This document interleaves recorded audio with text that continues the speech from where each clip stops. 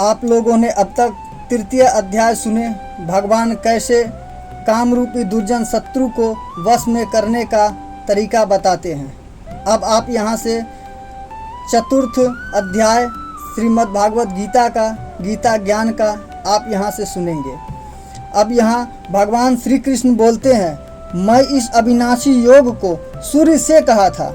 सूर्य ने अपने पुत्र वेवस्वत मनु से कहा था और मनु ने अपने पुत्र राजा इक्ष्वाकुश से कहा था। हे परंतप अर्जुन, इस प्रकार परंपरा से प्राप्त इस योग को राज ऋषियों ने जाना, किंतु उनके बाद वह योग बहुत काल से इस पृथ्वी लोक से लिप्त प्राय हो गया। तू मेरा भक्त और प्रिय सखा है, इसलिए वही यह पुरातन योग आज मैंने तुझको कहा है, क्योंकि यह बड़ा ही उत्तम रहस्य है, अर्थात गुप्त रखने योग्य विषय है। अर्जुन बोले, आपका जन्म तो अवार्छीन है, अर्थात हाल का है, और सूर्य का जन्म तो बहुत पुराना है, अर्थात कल्प के आदि में हो चुका था। तब मैं इस बात को कैसे समझूं कि आपने ही कल्प के आदि में सूर्य को यह योग कहा था।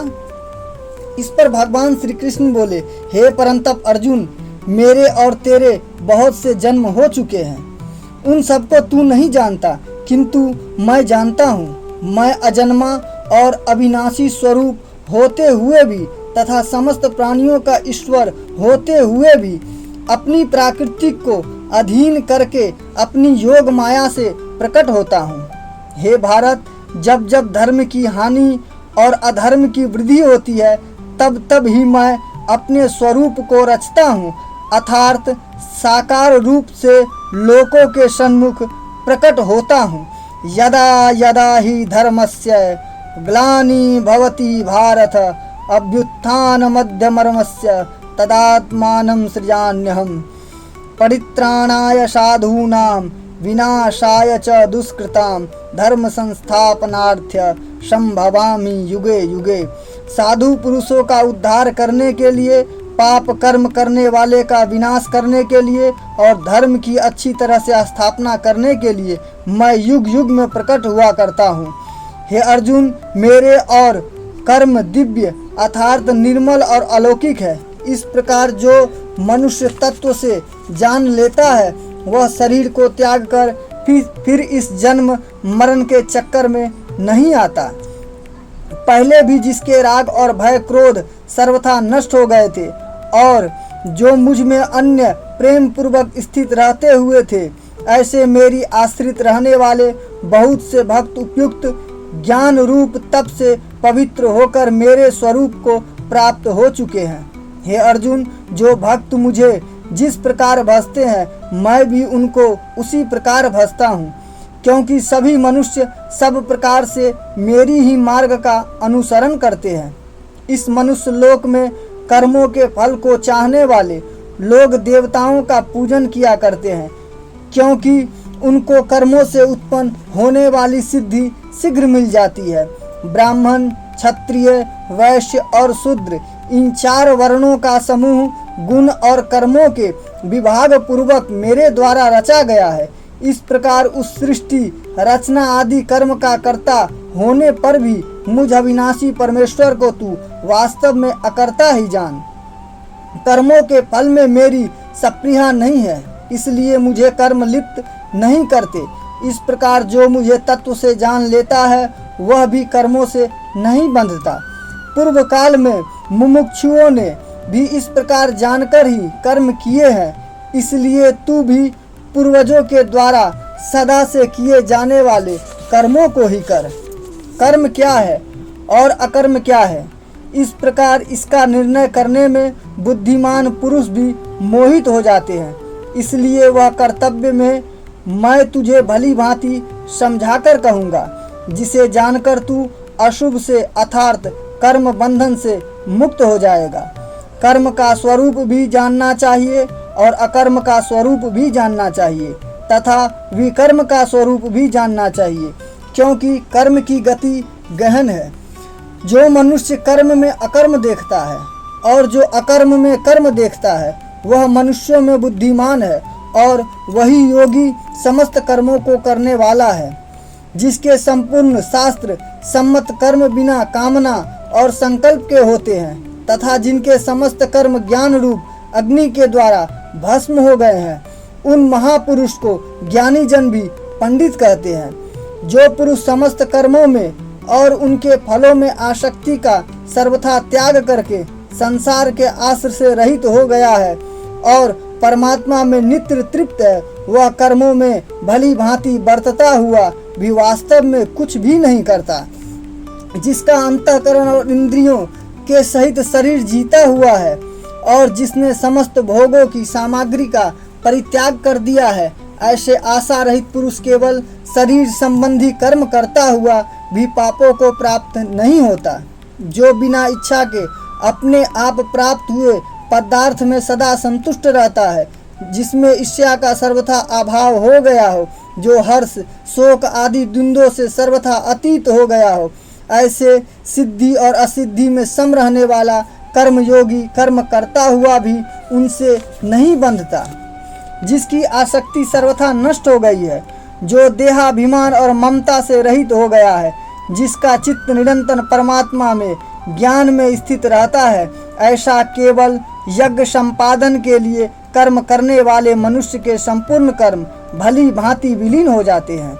जिस यज्ञ में अर्पण अर्थात अस्त्रुवा आदि भी ब्रह्मा है और हवन किए जाने योग्य द्रव्य भी ब्रह्मा है, तथा ब्रह्म रूप कर्ता के द्वारा ब्रह्म रूप अग्नि में आहुति देने की प्रक्रिया भी ब्रह्मा है, उस ब्रह्म क्रम में स्थित रहने वाले योगी द्वारा प्राप्त किए जाने योग्य फल भी ब्रह्मा ही है। दूसरे योगी जन देवताओं के पूजन रूप यज्ञ का ही भली भांति अनुष्ठान किया करते हैं और अन्य योगी जन पर ब्रह्मा परमात्मा स्वरूप अग्नि में अभेद दर्शन रूप यज्ञ के द्वारा ही आत्म रूप का यज्ञ का हवन किया करते हैं।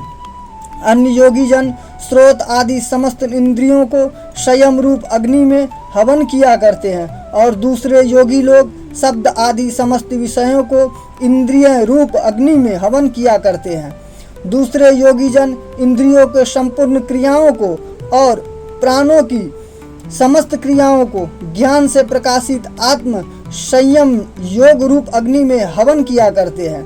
कई पुरुष द्रव्य संबंधी यज्ञ करने वाले हैं, कितने ही तपस्या रूप यज्ञ करने वाले हैं, तथा दूसरे कितने ही योग रूप यज्ञ करने वाले हैं और कितने ही अहिंसा आदि तीक्ष्ण व्रतों से युक्त यत्नशील पुरुष स्वाध्याय रूप ज्ञान यज्ञ करने वाले हैं। दूसरे कितने ही योगी जन अपान वायु में प्राण वायु को हवन करते हैं, वैसे ही अन्य योगी जन प्राण वायु में अपान वायु की हवन करते हैं, तथा अन्य कितने ही नियमित आहार करने वाले प्राणायाम पारायण होकर पुरुष प्राण और अपान की गति को रोककर प्राणों को प्राणों में ही हवन किया करते हैं। ये सभी साधन यज्ञ द्वारा पापों का नाश कर देने वाला और यज्ञों को जानने वाले हैं। हे कुरुश्रेष्ठ अर्जुन, यज्ञ से बचे हुए अमृत का अनुभव करने वाले योगी जन सनातन पर ब्रह्मा परमात्मा को प्राप्त होते हैं और यज्ञ न करने वाले पुरुष के लिए तो यह मनुष्य लोक भी सुखदायक नहीं है, फिर परलोक कैसे सुखदायक हो सकता है। इसी प्रकार और भी बहुत तरह के यज्ञ वेदों की वाणी में विस्तार से कहे गए हैं। उन सबको तू मन इंद्रियों और शरीर की क्रिया द्वारा संपन्न होने वाला जान।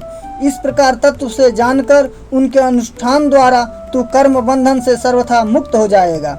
हे परंतप अर्जुन, दिव्यमय यज्ञ की अपेक्षा ज्ञान यज्ञ अत्यंत श्रेष्ठ है, तथा यावन मात्र संपूर्ण कर्म ज्ञान में समाप्त हो जाते हैं। उस ज्ञान को ही तू तत्वदर्शी ज्ञानियों के पास जाकर समझ।